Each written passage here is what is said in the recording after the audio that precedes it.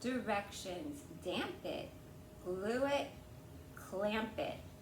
All right, all surfaces must be clean and tight fitting. Wear gloves to avoid skin contact. Gorilla Glue will stain skin and ruin clothes. I was thinking about putting on an apron. 3 easy steps. Lightly dampen one surface with water. Do not add water to the bottle. Spread a thin layer of Gorilla Glue on the other surface. Got that, guys? 3, clamp the objects together for 1 to 2 hours. Not bad. You can use heavy objects to achieve the clamping pressure. Bond line improves with better clamping. The full cure is in 24 hours. Do not microwave or heat. After use, wipe the nozzle clean with a dry cloth.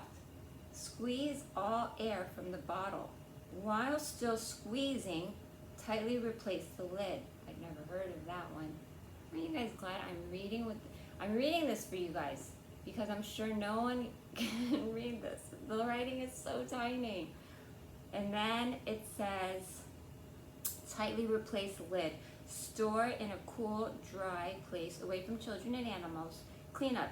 Wipe wet glue off project immediately with a dry cloth and or paint thinner. I don't have that. Cured glue can be removed with a chisel, so you can chisel it off. And then scraper or sandpaper. So if it starts going over the edges, you have that in mind. That's about it. 1/2 ounce per square foot. Open working time 10 to 15 minutes.